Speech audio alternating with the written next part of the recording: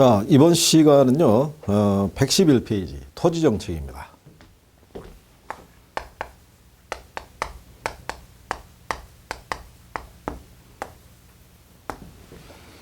자, 우리가 지난 시간에 시장 실패 원인 등에 대해서 공공재 외부효과 했죠.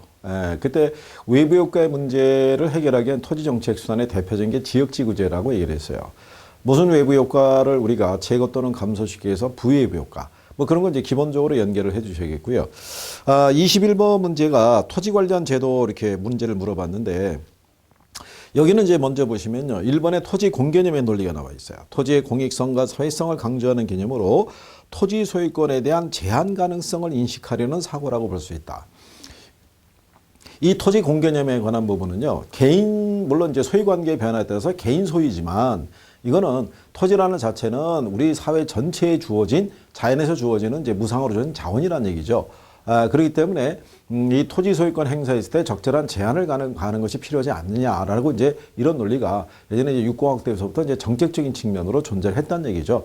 그래서 정권이 바뀌어도 항상 이런 토지 공개념적인 사고는 존재를 하고 있다라고 생각하시면 돼요. 그죠? 자, 그런데 1번 문제하고 4번하고 비교하시게 되면 서로 상충이 되죠. 자, 1번의 토지 공개념은 소유권에 대한 제한 가능성을 인식하려는 사고라고 볼 수 있다. 그런데 4번에 보면 오늘날 소유권은 그 자체가 당연히 사회성을 내포하지 않는 절대적인 권리로 이해한다라고 되어 있는데, 이게 절대적 권리로 보지 않고요. 상대적 권리로 인식한다는 얘기죠. 그래서 우리나라가 이제 그 자본주의 경제 체제를 따르고 있고, 시장 경제 체제 안에서는 개인의 소유권, 거기서 발생하는 이익을 누릴 수 있는 권리는 당연히 인정을 해주죠. 하지만 사회 전체 공공의 이익을 해치지 않는 범위 내에서 그 이익을 추구할 수 있다는 논리로 법률상에 또 명시가 되어 있는 거죠. 그래서 절대적인 권리로 보지 않고 무슨 권리로 본다? 상대적 권리로 인식을 한다라고 보시면 돼요. 그죠? 그래서 그리고 이제 거기 5번에 가면은 용도지역 나오죠. 토지를 경제적 효율적으로 이용하고 공공복리의 증진을 도모하기 위해서 서로 중복되지 않게 도시관리계획으로 결정하는 지역을 말한다. 그래서 국계법상에서 용도 지역지구에 관한 부분은 기본적으로 용어 정리는 해 두셔야 돼요. 여기서 우리가 답을 확인하지만, 왜냐하면 이제 뒤에 가시게 되면 22번 문제 토지용 규제에 관한 설명으로 틀린 거. 자, 거기 보시면 1번에 지역지구제는 토지용에 수반되는 부의부효과를 제거하거나 완화시킬 목적으로 지정을 하죠. 지역과 지구별로 건축물의 용도, 종류 및 규모 등을 우리나라는 제한을 하고 있죠. 그래서 각 종별로 이걸 다 구분을 하고 있다라고 보시면 되겠고요. 자, 그 다음에 거기 보시면 그 4번에 국토의 계획 및 이용에 관한 법령상 용도 지역 중에서 도시 지역에는 주상공록 해가지고 4가지가 있다는 것도 알아두셔야 돼요. 예, 그리고 이것도 활용해요. 그리고 3번에 지구단위 계획이 있죠. 예, 얘도 용어상에서는 알아두세요. 왜냐하면 1차인 학계론에서는요, 저희가 강의할 때도 얘기하지만 공법상에서 언급하는 이제 국계법령상에 있을 때 지역지구제에 관한 부분에서 상세하게 정리하진 않아요. 기본적인 내용만 얘기하지. 그런데 공법에서는 출제하기가 좀 그런데 학계론 쪽에서 용어적인 부분으로 이렇게 물어보는 추세예요. 그러니까 기본 용어 정도는 정리해 주셔야 된다는 거. 5번에 보면 국토의 계획 및 이용에 관한 법령상 용도 지역과 지구는 중첩해서 지정할 수 있죠. 그래서 요거를 답으로 유도를 한 거죠. 그러니까 이 5번 같은 문제는요, 공법에서 물어보기에는 참 애매한 문제죠. 난이도상. 그런데 학계론에서는 충분히 물어볼 수 있는 게 왜 그러냐면, 자, 지난번 말씀드렸지만 1차만 보는 사람과 1, 2차를 같이 공부하는 사람이 있을 때 그 차이가 있을 수 있죠. 이 동차를 같이 공부하기 위해서 2차 과목까지 공부하는 사람은 이 문제는 참 쉽죠. 근데 1차만 하는 사람은 2차 과목인 공법이나 이런 것들을 접하지 않았기 때문에 이 용어 자체가 낯설 수가 있다는 얘기죠. 그래서 그런 취지에서 뭐 23번은 당연히 토지이용 규제라고 이렇게 생각하시면 되고요. 이 토지이용 규제 한 방편으로 우리가 이제 쓰는 대표적인 정책 수단이 지역지구제다 이렇게 생각하시면 되고요. 그래서 24번에 보면 토지이용 규제에 대한 설명으로 부적절한 것을 물어봤을 때, 자, 지역지구제는 도시 및 도시 외곽 지역의 토지 등을 대상으로 한 규제로 특히 부의 외부 효과를 차단하는 효과가 있다. 맞는 표현이죠. 그렇죠? 그 다음에 토지 관련 공공재 공급을 위한 토지이용 규제는 규제상 토지의 가격을 변화시킬 수가 있죠. 도로를 공급한다 어떤 시설이 들어가게 되면 그 지역의 토지 가치의 변화가 발생하죠. 근데 4번에 보면 외부 효과가 존재할 때 그 효과는 주변의 부동산 가치에 반영되지 않는다는 게 틀린 거죠. 우리가 앞에서 외부 효과를 지난 시간에 다뤄봤지만 외부 효과, 부예부 효과, 정예부 효과 유발할 때, 그죠? 생태공원이 조성이 되느냐, 아니면 쓰레기 소각장이 들어서느냐에 따라서 인근 지역 부동산 가치에 영향을 주죠. 그래서 4번이 잘못돼 있다. 이렇게 보시면 되겠고요. 그다음에 25번에 봤더니 26회 때 이제 규제죠. 그렇죠? 그래서 거기 보면 2번에 토지용 규제를 통해서 부의 외부 효과를 제거 또는 뭐 할 수 있다? 감소시킬 수 있다라고 얘기를 해요. 그렇죠? 예. 그래서 그 내용을 우리가 이제 구별할 수 있고요. 그다음에 이제 4번에 보게 되면 용도 지역 지구제는 토지용을 제한해서 지역에 따라 지가의 상승 또는 하락을 얘기할 수도 있죠. 일정한 지역은 개발 지역, 일정한 지역은 보전 지역, 즉 그린벨트 지역으로 묶어버리게 되면 어느 쪽은 개발 지역이니까 가치가 상승하고 하나는 그린벨트로 묶였으니까 가격이 하락할 수도 있죠.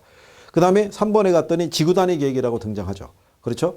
그러면 22번 문제에서 3번의 지구 단위 계획이 들어오잖아요. 근데 25번에 보니까 3번의 지구 단위 계획이 또 나오잖아요. 그죠? 예, 그러니까 용어 정도는 언제든지 재활용할 수 있다는 것을 알아두시고 그래서 이제 5번에 보면은 용도 지역 중에서 자연환경 보전 지역에 관한 부분에 있을 때 거기 보면은 그 보전지역은 도시지역에서 자연환경 수자원 해양 생태계 상수원 및 문화계 보전과 수산자원의 보호, 육성을 위해서 필요한 지역이다 그랬는데 이거는 어느 지역에서 도시지역 중에서 이렇게 나왔으니까 틀린 거죠. 도시지역은 주상공록 4가지죠. 예, 그래서 이렇게 바꿔서 문제를 한번 또 언급을 해준 거죠. 예, 그래서 그런 내용에 대해서는요, 여러분들이 22번에 4번에 가면은 자, 국계법령상 용도지역 중 도시지역에서는 주상공록이라고 돼 있잖아요. 예, 그렇게 해놓고 다시 이제 시간이 좀 흐르고 난 다음에 이렇게 다시 한번 언급을 해놓은 거죠. 그래서 그 정도는 구별해 주시는 거, 용어상에서 지구단위 계획 정도 알아두시고, 그 다음에 도시지역 안에서는 주상공록에 4가지가 구성이 되어 있다는 것 정도는 구별을 해 두시면 될 거예요. 자, 그래서 이런 내용 정도 여러분들이 구별하시면 되겠고요. 그 다음에 뒷장으로 넘어가셔서 27번에 보시면은 용도 지역지구제에 관한 설명으로 틀린 거 27회니까 자 2016년도에 이제 출제한 내용이죠. 자 1번에 토지용에 수반되는 부의 외부 효과를 제거하거나 감소시킬 수 있다. 맞는 표현이죠. 그렇죠? 그 다음에 5번에 가면 국계법령상 국토는 도시지역, 관리지역, 농림지역, 자연환경 보전지역 같은 용도적으로 크게 구분을 하죠. 그 안에 이제 도시지역이 주상공록에 4가지가 있다. 이제 이렇게 보시면 되겠고요. 용도 그 지구는 하나의 대지의 중복 지정이 될 수 있다는 거. 그렇죠? 그 다음에 거기 2번에 갔더니 국토의 계획 및 이용에 관한 법령상 제2종 일반 주거지역 이렇게 되는데 2종이 아니라 제2종 전용 주거지역이죠. 그래서 공동주택 중심의 양호한 주거환경을 보호하기 위해서 필요한 지역이고요. 해설에 나왔지만 2종 일반 주거지역은 일반 주거지역 중에 하나로요. 중층주택을 중심으로 해서 편리한 주거환경을 조성하기 위해서. 그렇죠? 예, 그래서 1종 하면 저층, 3종 하면 고층주택 이런 식으로 해서 종별로 다 구별을 해놨다라고 보시면 돼요. 그럼 여기서 우리는 또 뭐를 알아야 돼요? 1종 일반 주거지역, 2종 전용 주거지역. 예, 요거는 용어상에서 또 역시 구별은 해두시고 있어야 된다는 거. 또 활용할 수 있으니까. 그렇죠? 예, 그래서 그런 내용 정도 알아두시면 되겠고요. 그 다음에 개발권 양도제라고 돼 있어요. 28번에 가면. 근데 이 개발권 양도제라는 건요. 우리가 지역지구제라는 걸 시행해서 일정한 지역을 하나는 예를 들어서 보전지역으로 묶어버리고요. 하나는 개발지역으로 이렇게 지정하게 되면은 이쪽에서는 이익이 발생할 수가 있겠지만 보전지역으로 지정이 되면은 개발권을 상실하니까 손실이 발생하게 되겠죠. 그러면 이 지역의 토지 소유자들이 반발을 계속하게 되면 정부 입장에서는 토지용을 효율적으로 하기 위해서 이 제도를 도입하기가 어렵죠. 예, 그럴 때 정부는 시장에 개입해서 이 보전지역에 있는 사람들에게 금전적으로 보상해 주는 게 아니라 보전지역으로 지정이 됐으니까 개발권을 상실한 거잖아요. 그 상실한 양만큼에 대한 뭐를 발급해 주냐면 개발권을 발급을 해 주는 거죠. 그러면 이 사람들은 이 개발권을 가지고요. 여기 개발지역의 개발업자에게 자기가 가지고 있는 개발권을 양도할 수도 있고요. 자기가 직접 개발지역에 가서 이 개발 행위를 수행할 수도 있다. 이런 얘기죠. 그러니까 결론은 정부의 어떤 이제 직접적인 비용 부담 없이 시장 기구를 통해서 문제 해결을 하기 위해서 우리가 도입한 것이 개발권 양도제다라고 생각을 하시면 돼요. 그죠? 그래서 여기 5번 지문에 보시면 28번에 규제지역 토지 소유자의 재산상의 손실을 시장을 통해서 해결하는 제도야. 그리고 4번에 보면 공공이 부담에 대한 비용을 절감하면서 규제에 따른 손실의 보전이 이루어진다는 점에서 그 의의가 있다. 이런 얘기죠. 그래서 1번 지문에 가면 개발 제한으로 인해서 규제되는 보전지역에서 발생하는 토지 소유자의 손실을 보전하기 위한 제도다. 맞는 표현이죠. 그리고 초기의 개발권 양도제는요. 도심지의 역사적 유물을 보존하기 위한 목적 또는 군사적인 목적 또는 어떤 생태계를 보존하기 위한 목적 등으로 도입한 것이 개발권 양도제라고 보시면 돼요. 근데 3번에 봤더니 규제지역 토지 소유자의 손실을 개발지역 토지에 대한 소유권 부여를 통해서 보존하는 제도다 그랬기 때문에 얘가 틀린 거죠. 그렇죠? 여기서 이쪽에서 직접 개발을 할 수 있고요. 그렇죠? 그 다음에 이쪽에서 자기가 갖는 개발권을 양도해서 손실을 보존하는 것이지 이거를 가지고 뭐를 준다냐면 여기 있는 이 지역에 소유권을 주거나 그런 건 아니란 얘기죠. 예, 그래서 개발권 양도제에 대한 부분이 다시 단독적으로 등장하기는 조금 어렵지만 개념 정도는 알아두시고 현재 우리나라에서는 현재 도입돼서 시행이 되고 있다, 안 되고 있다, 안 되고 있다는 것까지 정리를 해두시는 게 필요하다는 얘기죠. 그렇죠? 자, 그 다음에 29번에 가시게 되면요. 토지정책수단에서 여기서는 나오는 거는 이제 환지하고 공영개발에 대한 부분이 이제 언급을 해요. 그래서 이제 기본적으로 거기에 나와 있는 이제 29번에서 환지 방식이라는 게 있고요. 그 다음에 이제 수용. 우리가 또 매수 방식이라고도 얘기를 하죠. 그래서 얘는 토지구역 정리 사업을 얘기를 하고 얘는 이제 공영개발 사업으로 우리가 나눌 수 있다라고 얘기를 했어요. 자, 이거는 바꿀 한자리가 토지 소유자에게 토지를 돌려주는 거죠. 다만 간보유를 적용하기 때문에 토지 소유자에 대한 권리가 축소가 되는 경우고 이거는 이제 지가 상승으로 이제 보상해주는 그런 논리인데 수용이라는 것은 원래 토지 소유자에 대한 토지를 사들이는 거죠. 그러니까 이거는 토지 소유자의 권리가 소멸이 되죠. 그렇죠? 그래서 이게 토지 소유자 입장에서 볼 때는 권리 침해 정도가 제일 크게 나타나는 것이 이게 수용 방식의 논리다라고 이렇게 생각하시면 되겠죠. 그렇죠? 그래서 얘는 거기에 따른 이제 보상에 따른 문제. 그죠? 그러니까 보상 문제가 있다는 얘기는 결국 비용 부담 문제도 역시 존재하죠. 그런데 공공이 사들였으니까 보다 효율적이고 계획적인 이용, 저소득층을 위한 주거 공급을 위해서 이 택지를 활용할 수 있다는 건 강점이죠. 그런데 얘는 토지를 원래 토지 소유자에게 돌려주는데 과도한 지가 상승에 의한 보상. 그렇죠? 그 다음에 공공용지를 충분히 활용할 수 없다는 거. 그 다음에 환지 후의 개발을 토지 소유자가 맡기기 때문에 무분별한 개발을 유도할 수 있다는 단점도 있어요. 그죠? 예, 그래서 이런 기본적인 성격 정도는 알아두시는 것이 필요하죠. 그렇죠? 그래서 거기 보시면 4번에 수용 방식의 문제점으로 토지 매입과 보상 과정에서 사업 시행자가 주민의 갈등이라는 게 발생할 수 있다. 이런 얘기가 되겠죠. 그죠? 그래서 거기 보시면 2번의 환지 방식은 초기에 막대한 토지 구입 비용이 들기 때문에 사업 시행자가 재정 지출을 효율적으로 관리하기 어렵다고 되어 있는데 그거는 환지가 아니라 오히려 수용 방식의 논리라고 보시면 되겠죠. 그래서 2번이 잘못되어 있다. 매수 방식, 수용 방식 이렇게 보시면 되겠고요. 그 다음에 30번에 나타나는 게 토지은행 제도예요. 그죠? 토지은행 제도는 토지 비축 제도라고도 얘기를 했어요. 그죠? 요거는 우리나라에서도 법이 있어요. 그래서 토지 비축 제도는 현재 우리나라에서도 운영이 되고 있어요. 그렇죠? 네. 공공토지 비축에 관한 법령상에서 그래서 장래에 필요한 토지를 확보해서 보유하는 제도다라고 이렇게 볼 수 있어요. 그죠? 그리고 이제 개인 등에 의한 이제 무질서하고 무기력적인 토지 개발을 막을 수 있어 효과적인 도시계획 목표 달성에 기여할 수 있다는 거. 근데 2번에 보면 얘는 토지 선매인 거예요. 그러니까 협의 매수예요, 협의 매수. 근데 우리가 매수 방식, 수용 방식은 강제 수용이죠. 예, 그래서 우리가 지난 시간에 했지만 권리 침해 정도는 역시 수용, 매수 방식이 제일 크다라고 생각하시면 될 거고요. 그래서 여기서 내용에 보면은 5번에 이렇게 나와 있죠.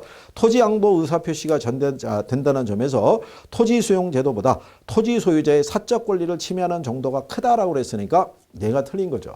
예, 그래서 토지 수용 제도가 권리 침해 정도가 더 큰 거죠. 예, 그래서 그 정도는 정리해 두시면 되겠고요. 토지은행 제도가 단독으로 이렇게 한번 등장한 이후로는요, 나중에 다 또 등장하게 되면 지문 정도 이렇게 활용할 수 있을 거예요. 그리고 우리나라에서도 공공토지 비축에 관한 법률에 의해 가지고 그 토지주택공사가 이거를 받아서 관리하고 있다라는 거, 그런 정도 알아두시면 되겠고요.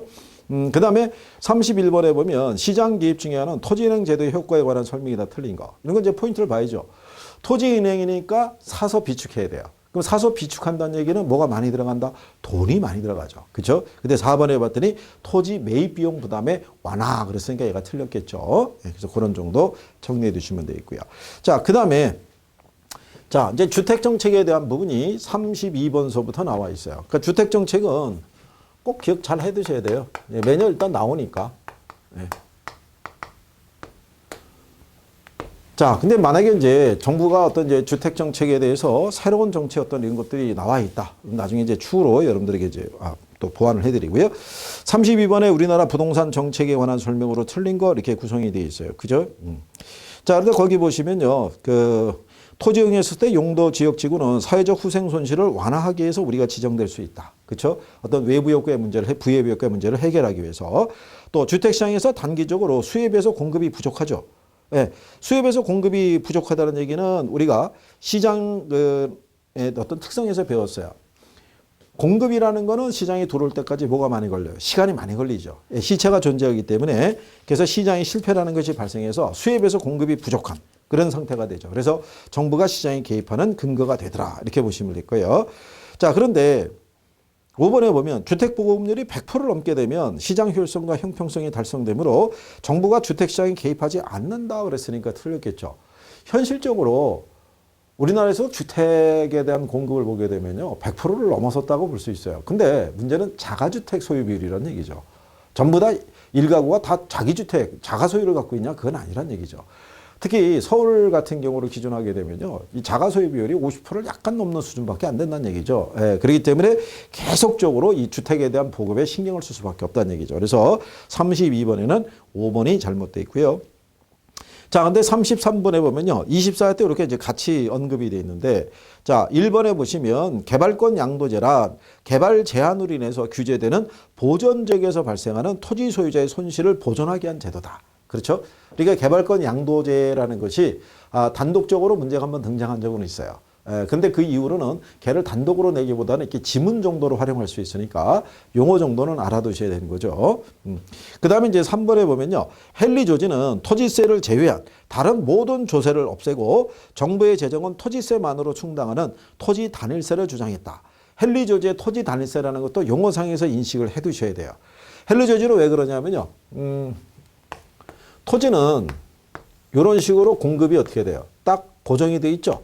그러니까 여기다가 조세를 부과하더라도 이 공급량에 대한 부분에 변화가 없다는 얘기죠. 그러니까 자원 배분의 왜곡을 초래하지 않는다고 본 거예요. 그리고 토지 소유자가 갖고 있는 보유하고 면서 발생하는 지대는 일종의 불로소득이니까 거기에만 조세를 부과하자는 논리를 주장을 한 거예요. 그래서 자원 배분의 왜곡을 초래하지 않는다는 것은요. 이렇게 생각하시면 되겠죠. 여기 이렇게 수요가 있어요.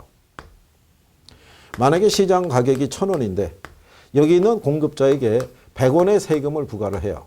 그러면 생산자 입장에서는 이 100원 세금의 전부 또는 일부를 수요자하고 나누기 위해서는 어떻게 해야 돼요? 가격을 올려야 되죠. 올리려고 그러면 어떻게 되냐면 이걸 줄여야 돼요. 근데 얘를 못 줄이죠. 그러니까는 부가 전이나 부가 후나 가격이 똑같을 수밖에 없어요. 그러면 결국은 생산자는 1,000원에 팔아가지고 100원 세금을 부담해야 되니까 실질적인 요 부분만큼에 대한 조세를 전부 다 공급자가 부담할 수밖에 없다는 얘기죠. 그렇죠? 그래서 헨리 조지의 요 논리를 또 기억을 해 두셔야 되겠고요. 자, 근데 2번 질문해 봤더니 자, 다른 조건이 일정할 때 정부가 임대료 한 대를 시장 균형 임대료보다 높게 설정하면 아무런 변화가 없다 그랬어요. 아무런 변화가 낮게 설정했을 때. 그죠? 우리가 거기 나온 대로 임대부동산의 부족, 공급 부족 현상 이런 것들이 유발된다 그랬어요. 그러니까 그 2번에 대한 것도 항상 기억을 꼭 해두셔야 되는 거예요. 높게 아무런 변화가 없다. 낮게 설정했을 때. 그렇죠? 그 다음에 여러분들이 그 5번에 보시면 부동산 개발에서 토지 수용 방식이 있죠. 우리가 공영 개발할 때 했던 거. 그죠? 토지 매입과 보상 과정에서 발생하는 사업 시행자하고 피수용자 사이의 갈등이죠. 그래서 그런 내용들을 이제 묶어서 이렇게 용어만 문제를 낼 수도 있다는 거. 그렇죠? 자, 그 다음에 거기 그 정부가 시행 중인 부동산 정책에 관한 설명으로 옳은 거. 그래서 이게 2016년도 작년에 나왔던 문제인데요.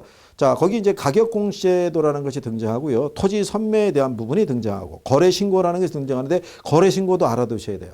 이게 이제 또 개정에 대한 부분이 존재를 하기 때문에 이것도 우리가 이제 바뀐 거에 대해서 이제 다시 또 추후로 언급을 해드릴 거예요. 그리고 4번에 가게 되면 주택 선분양 제도가 있어요. 선분양 후분양 위해서 주택 공급을 감소시켜서 주택 시장을 위축시킬 가능성도 있고 건설업체가 직접 조달한 자금이 더 많음으로써 사업 부담도 증가시킬 수 있다라고 이렇게 구성이 되어 있어요. 그죠? 이거는 잘못된 표현이죠. 선분양이라는 것은 결국 뭐냐면요. 분양가 규제를 하게 됨으로써 주택 사업자가 있게 되는 손실에 대한 부분을 좀 보전해 주기 위해서 선분양을 통해서 수요자로부터 직접 자금을 조달해서 운영하라 이런 얘기죠. 예, 그래서 4번은 이제 그게 잘못되어 있다라고 여러분들이 구별을 해 두시면 되겠고요. 그래서 여기 보면요. 5번에 준공공 임대주택은요. 민간 임대주택에 관한 특별 법령상 임일반형 임대사업자가 8년 이상 임대할 목적으로 취득해서 임대하는 민간 임대주택을 말한다. 이게 4년이었단 말이에요. 이게 8년으로 바뀐 거예요, 법이. 법령이 바뀌자마자 바로 작년에 출제를 해버린 거죠. 그러니까 이 준공공 임대주택 이런 내용에 대해서는 이건 계속 기억을 해두셔야 돼요. 그렇죠? 그 다음에 부동산 거래 신고에 관한 법령상에서의 변화에 대한 부분이 있으면 여러분들에게 추가로 또 공지를 해드리도록 할 거예요. 자, 이런 식으로 이제 정책에 대한 것이 나올 수가 있고요. 뒷장에 가시면 35번에 임대료 규제가 있는데 얘는 또 잘 물어봐요. 근데 35번, 36번, 그 다음에 37번, 그 다음에 뭐 38번, 이게 다 이제 임대료 규제에 대한 보조 다 나와 있어요. 그죠? 그러면 여기서 이제 우리가 알아두실 거는 35번 이후서부터 자, 임대료 규제를 해요. 근데 임대료 규제에 대해서는요, 먼저 알아두실 거는 자, 시장 균형 임대료가 있고, 그 다음에 규제 임대료가 있다.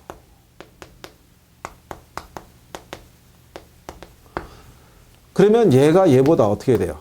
규제 임대료가 낮아야 돼요. 그랬을 때 공급이 부족하고 장기적으로 질적인 수준이 떨어지고, 그렇죠? 암시장 형성이 되고 이중 가격의 문제가 발생하고 주거 이동이 제한이 되는 이런 문제가 발생을 하는 거예요. 그렇죠? 그런데 시장 균형 임대료보다 규제 임대료가 높게 설정이 되면 이 경우가 하나도 발생하지 않는다는 거. 그렇죠? 예. 이거를 기본적으로 기억을 해 두셔야 돼요. 그래서 여기 보면요. 자, 임대료 규제가 임대주택에 미치는 효과. 그래서 1번에 보시면 균형 임대료보다 임대료 상한이 높을 때 균형 임대료하고 공급량에 아무런 영향을 미치지 않는다라고 되어 있는 거예요. 근데 낮으면 자, 장기적으로 임대주택의 질이 낮아지죠. 그 다음에 3번에 가면 임대료 상한이 낮을 때 임대주택의 공급이 단기적으로는 탄력적, 장기적으로는 비탄력인데 이게 이제 바뀐 거죠. 단기는 항상 공급은 조정할 수가 없으니까 비탄력이죠. 장기가 이제 운영이 가능하니까 탄력적. 그 다음에 4번에 보면은 임대료 상한이 낮을 때 장기적으로 음성적 거래가 발생할 수 있다. 암시장이 형성이 된다는 얘기죠. 그렇죠? 그 다음에 균형 임대료보다 임대료 상한이 낮을 때 규제 이전의 균형 수준보다 낮아져서 단기에 비해 장기의 초과 수요가 더 발생할 수 있다는 것은 공급이 부족하다는 얘기죠. 예, 그렇기 때문에 여기서는 물론 3번이 잘못되어 있지만 그러면 36번에 나왔던 이제 포인트잖아요. 예, 그거는 항상 기억해야 되는 거예요. 공급이 부족해진다. 그러니까 초과 수요 현상이죠. 질적인 수준이 떨어진다. 주거 이동이 제한이 된다. 암시장 형성이 되면서 음성적인 거래에 따른 이중 가격의 문제가 발생한다. 이런 것들은 공식처럼 그냥 기억을 해 두셔야 되는 거예요. 그죠? 그리고 옆에 보시면 37번에 정부의 임대주택 정책에 대한 설명 중에서 가장 적절하지 않은 거. 1번에 이중가격 형성할 수 있죠. 그렇죠? 네. 그 다음에 2번에 보게 되면 임대료 규제는 장기적으로 임대주택의 공급량을 증가시킨다는 게 틀린 거죠. 자, 우리가 이거 이제 이론 강의할 때 해봤던 거예요. 임대료를 우리가 이제 규제를 하게 되면 장기적으로 이게 공급이 감소하죠. 그렇죠? 근데 임대료를 보조를 하게 되면 장기적으로 어떻게 돼요? 자, 임대료를 보조했을 때. 임대료 보조하게 되면 장기적으로 이 공급이 어떻게 돼요? 이건 증가시킨다고 그랬어요. 그러니까 이것도 반드시 기억을 해 두셔야 되는 거예요. 그죠? 그래서 3번의 임대료 보조 정책은 저소득층의 효용을 증가시키고 저가 임대주택의 양을 증가시키죠. 그리고 4번의 임대료 규제는 공급이 준다. 5번에 질적인 저하를 초래할 수 있다. 그렇죠? 예, 그래서 그런 거 여러분들이 구별할 수 있으시면 되겠고 꼭 기억해 두셔야 돼요. 그 다음에 자 38번에 보면 2번에 또 나오죠. 주택 임대료 규제는 임대주택의 질적인 수준을 하락시키는 원인이 될 수가 있죠. 그렇죠? 근데 3번에 보면 임대료 상승률에 대한 규제는 기존 임차인들의 주거 이동을 저하시킬 수 있죠. 근데 임대료 보조 4번 지문에 보면 임대주택 공급은 증가할 수 있죠. 그렇죠? 자, 5번에 규제하는 임대료 상한이 시장의 균형 임대료보다 높아야 시장에 영향을 줄 수 있다는 게 틀린 거죠. 결국 물어볼 수 있는 핵심적인 내용은 정해져 있는 거야. 그 부분을 내가 이해하고 정리할 수 있느냐? 이게 중요한 거죠. 자, 그 다음에 39번에 보면요. 임대주택 제도 및 그 정책에 관한 설명으로 틀린 것 이렇게 구성이 되어 있어요. 그죠? 네. 그래서 정부가 임대주택 공급을 증가시켰을 때 임차수의 임대료 탄력성이 클수록 임대료의 하락 효과가 작아질 수 있다라고 이렇게 되어 있어요. 그죠? 자, 공급이 증가한다는 얘기는 임대료 하락한다는 얘기예요. 그죠? 하락하면 수요가 어떻게 돼요? 수요가 증가하겠죠. 그죠? 증가하는데 이게 수요가 더 많이 증가하게 되면 임대료 하락 효과라는 것이 어떻게 돼요? 작아질 수가 있겠죠. 그렇죠? 이게 이제 뭐를 얘기한 거냐면 여러분들이 경제에서 배운 거를 얘기한 거예요. 우리가 기본적으로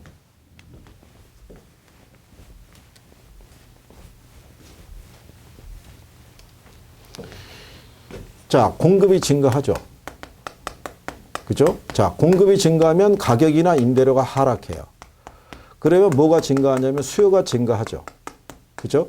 근데 이거 수요가 증가할 때 얘가 탄력적이라는 얘기는 더 많이 증가한다는 얘기고 비탄력적이라는 얘기는 적게 증가하는 거죠. 근데 우리가 가격 변화는 비탄력적일 때가 더 크다고 그랬죠. 그러니까 가격 하락폭이 더 커지는 거죠. 그렇죠? 그러니까 그래프로 우리가 확인을 하게 되면 이렇게 그러면서 여기 이제 수요 곡선이 하나 이렇게 더 있는 거죠. 이렇게.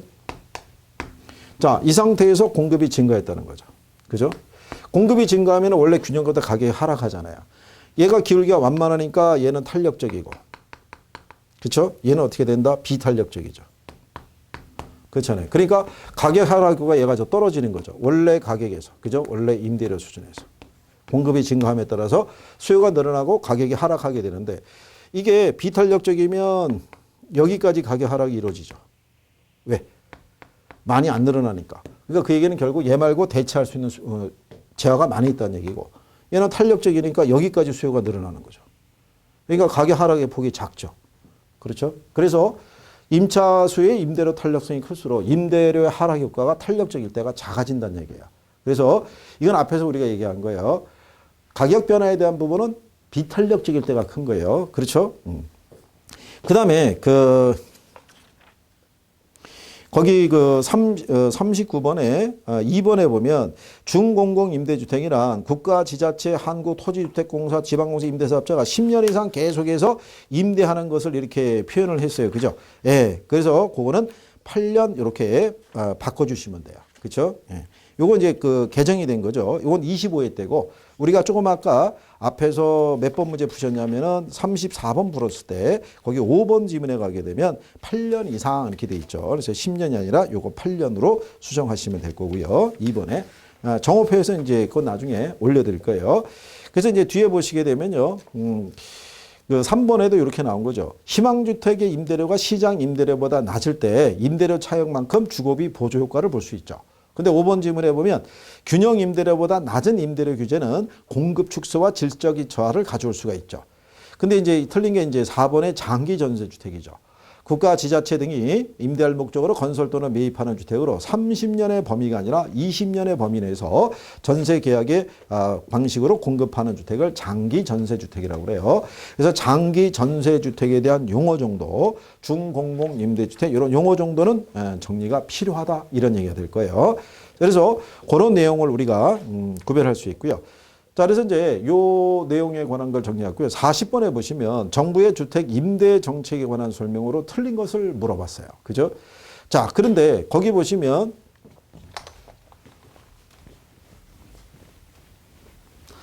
우리가 임대료 보조 정책에 배우셨을 때 임대료 이제 보조를 하죠.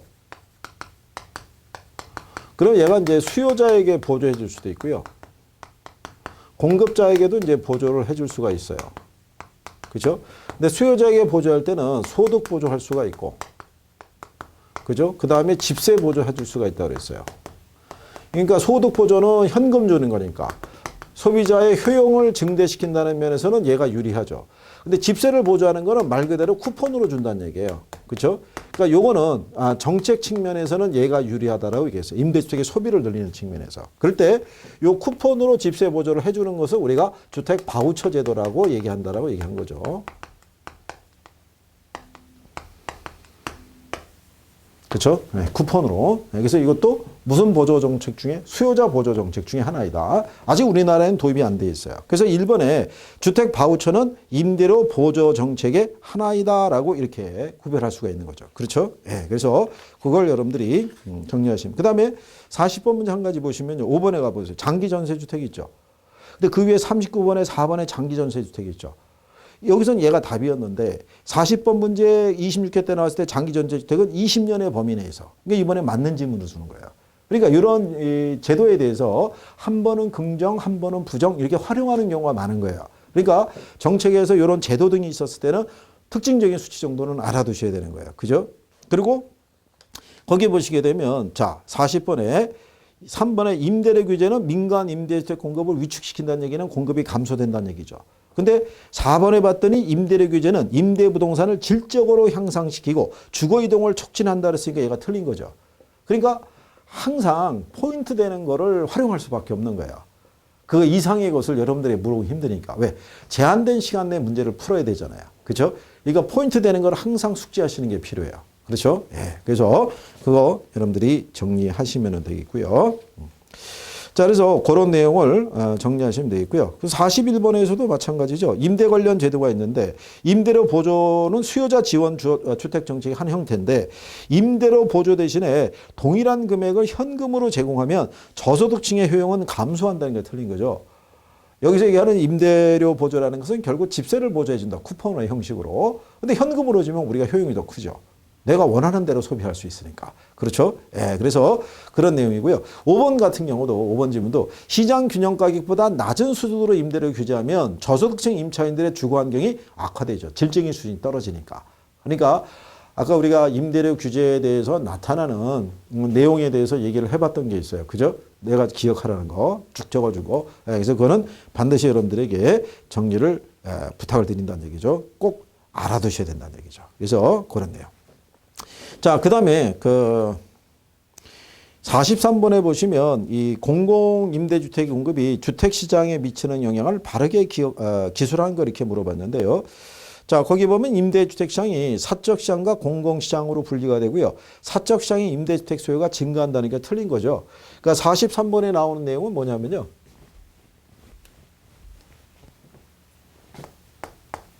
시장이 민간 임대주택 시장이 있고요. 공공 임대주택 시장이 있는데 여기는 임대료가 한 100만 원 수준인데 여기는 임대료 한 50만 원 수준에서 공급을 하는 거예요. 동일한 지역인데. 그러면 이쪽에 있던 수요자들의 입장에서는 임차자들의 입장에서는 당연히 이 시장으로 이동하겠죠. 그러니까 당연히 이 시장의 수요가 어떻게 돼요? 감소하는 문제가 발생하겠죠. 그죠? 그러니까 공공임대주택이 공급되는 지역으로 다른 지역에 있을 때 저소득 수요자가 이쪽으로 이동하겠죠. 그러니까 2번이 맞는 표현이 되겠죠. 그래서 단기적으로 사적시장의 임대료가 상승할 수가 없는 게 수요가 줄었으니까 임대료는 당연히 하락할 수밖에 없죠. 그렇죠? 예, 그래서 또 장기적으로 봤을 때 사회 사적 시장에 임대주택 공급량이 일정해진다는데 수요가 줄었으니까 여기는 당연히 공급이 어떻게 돼요? 줄죠. 그러니까 일정할 수가 없죠. 그렇죠? 예. 그다음에 사회 전체 임대주택 공급량은 증가한다고 돼 있는데 공공주택에서 공급이 늘어난 것만큼 여기서 줄어들었기 때문에 전체적으로는 우리가 불변이다라고 얘기를 하는 거죠. 그래서 43번에서는 답이 2번 이렇게 구별할 수 있는 거죠. 자, 그 다음에 44번에 보시면요. 일반적으로 임대주택 시장의 수요 곡선은 비탄력적으로 알려져 있다. 이에 대응하기 위해서 적극적으로 고려해야 될 것으로 가장 타당하지 않는 거. 자, 저소득층 입장에서는요. 이게 저렴한 가격으로 주택이 공급하더라도 소비할 만한 경제적 능력이 떨어지죠. 그렇기 때문에 민간 시장에서 공급되는 주택을 소비할 수가 없으니까 정부가 공공주택을 건설 공급하든가 아니면 높은 임대료에 대한 부담을 줄이기 위해서 상한선을 정해서 규제를 시행할 수도 있고 아니면 임대료를 보조해 줄 수도 있고 그러니까 임대료 보조해 보면은 주택 바우처 제도를 도입하는 것도 방법이 될 수가 있겠죠. 근데 임대주택에 제공되는 주택들에 대해서 일률적으로 중과세를 해버리게 되면 그러면 가격이 싸든 비싸든 간에 세율을 같이 적용하게 되면 결국은 조세 전가가 일어나서 저소득층에 대한 임대주택의 부담이 커지죠. 세금에 대한 부담. 왜? 임대주택상의 수요 우선은 비탄력적이니까. 그죠? 예, 그래서 그런 내용 정도로 여러분들이 구별하시면 되겠고요. 그 다음에 45번에 보시면 정부의 주거 안정을 위한 주거 복지 정책에 관한 설명으로 틀린 것을 물어봤어요. 그죠? 자, 거기 1번에 보면 정부가 임대료 상승을 통제하면 단기적으로 임차인의 주거 이전이 촉진될 그 당연히 틀리죠. 우리가 임대료 규제를 통해서 나타나는 대표적인 거 다시 한번 우리가 확인해 볼 거예요. 아까 우리가 자 여기다 이쪽에다가 적어서 우리가 확인을 한 것인데 아까 뭐라 그랬냐면 규제 임대료하고 규제 임대료가 있고 그 다음에 뭐가 있냐면 시장 임대료가 있을 때, 그죠? 규제 임대료가 있고 무슨 임대료? 시장 임대료가 있을 때. 규제 임대료가 시장 임대료보다 어떻게 낮아야 된다고 그랬죠. 그랬을 때 공급이 부족하고 질적인 수준이 떨어지고 암시장 그다음에 주거 이동이 제한이 된다는 거. 근데 아까 우리가 또 뭐라고 그랬어요? 규제 임대료가 얘보다 높아지게 되면 이런 변화가 전혀 발생하지 않는다라고 얘기한 거예요. 그러니까 이거는 항상 기억을 해둬야 되는 거예요. 그죠? 그리고 거기다 덧붙여서 임대료를 보조해 주면 공급이 늘어나는 효과가 발생하고 임대료 규제하면 공급이 감소하는 효과가 발생한다는 것까지 기억을 해 두셔야 돼요. 그래서 이번에는 정부가 임대료를 보조해 주면 저소득층의 임대주택 소비가 늘어난다라고 돼 있는 거죠. 그죠? 예, 그러니까 45번에 대한 그런 내용에 대해서는 여러분들이 정리가 가능해야 됐다는 거죠. 그 다음에 그 46번에 보면요. 주택 분양가 규제에 부작용하는 기술이다. 가장 타당성이 없는 것을 물어봤어요. 결국 분양가를 규제하거나 임대를 규제한다는 것은 다 최고 가격제와 같은 논리라고 그랬어요. 그죠? 그러니까 얘도 똑같은 거예요. 그러니까 예를 들어서 분양가를 만약에 규제를 한다는 얘기죠. 근데 규제하는 것이 시장 가격보다 어떻게 돼요? 낮은 선에서 이렇게 통제를 하는 거죠. 통제를 하게 되면은요. 결국은 얘도 공급이 어떻게 돼요? 줄어드는 부작용을 초래하게 되겠죠. 그죠? 그래서 민간주택 공급을 위축시킴으로써 중고주택의 가격을 상승시키는 거죠. 또 분양가격과 시장가격과의 차이기 때문에 뭐로 유도하냐면 투기 등이 유발되죠. 그렇죠? 네. 자, 그 다음에 주택의 과소비가 발생해요. 왜 과소비가 발생하냐면 이런 얘기죠. 만약에 시장에서 30평형 아파트가 있는데 분양가가 600이에요. 그러면 얘가 1억 8천 정도가 있어야지 이제 이거를 우리가 구입을 하는데 이거를 통제한단 말이죠. 이렇게 낮게. 야, 300만 받아라. 그러면 30평 해봐야 9천만 원이면 매입하거든요. 그러면 그 바에 차라리 600에서 1억 8천 주고 40평, 50평을 소비하는 게 낫다. 이렇게 생각하죠. 그러니까 과소비가 유발되는 문제가 있다는 거죠. 그죠? 그래서 거기 보게 되면 대형 주택 위주로 주택 공급이 이루어짐으로써 저소득층의 부담을 가중시킨다라고 이렇게 돼 있는데 물론 여기 부담에 있을 때 분양가 규제한다는 것이 저소득의 부담을 경감시켜 준다는 얘기죠. 그렇죠. 하지만 거기 구성이 되지만 대형 주택 위주로 공급을 하든 그렇지 않다고 그래가지고 저소득의 부담이 가중되는 것은 아니다 이런 얘기죠. 그러니까 대형 주택 위주로 공급되는 것 자체가 문제가 아니라 분양가 규제로 인해서 공급이 줄어든다는 것 자체가 문제죠. 그렇죠? 그래서 5번이 잘못되어 있다 이런 얘기고요. 그래서 이제 47번에 다시 또 분양가 상한제에 관한 설명으로 틀린 거. 얘는 현재 시행하고 있는 거예요. 그러니까 3번은 현재 시행 중인 정책이다라고 얘기를 해요. 그렇죠? 그래서 얘는 신규 분양주택의 공급을 위축시키는 현상과 질이 하락하는 문제점이 나타날 수가 있어요. 왜? 시장 가격보다 낮은 선에서 받아야 되니까. 그렇죠? 그런 문제가 있죠. 근데 거기 5번에 보면 주택법령상 사업주체가 일반인에게 공급하는 공동주택 중에서 공공택지에서 공급하는 도시형 생활주택은 분양가 상한제를 적용하지 않아요. 그래서 이 도시형 생활주택은 분양가 상한제 적용 대상이 아니다라는 것도 기억을 해 두시면 돼요. 그것도 또 재활용할 수 있는 거예요. 그죠? 예, 그래서 여기에 대한 내용까지 여러분들이 주택 정책에 대해서 우리가 한번 확인한 거예요. 그래서 임대주택 정책에 대해서 임대료 규제에 관한 거는요. 단독으로 나오던 지문에도 계속 써요. 예, 그 기억하시고 임대료 보조에 대한 것도 역시 마찬가지가 될 거예요. 자, 그래서 여기까지 주택 정책에 대해서 정리해 보신 거고요. 다음 시간에 조세에 대한 것 등을 정리를 해 보도록 하죠.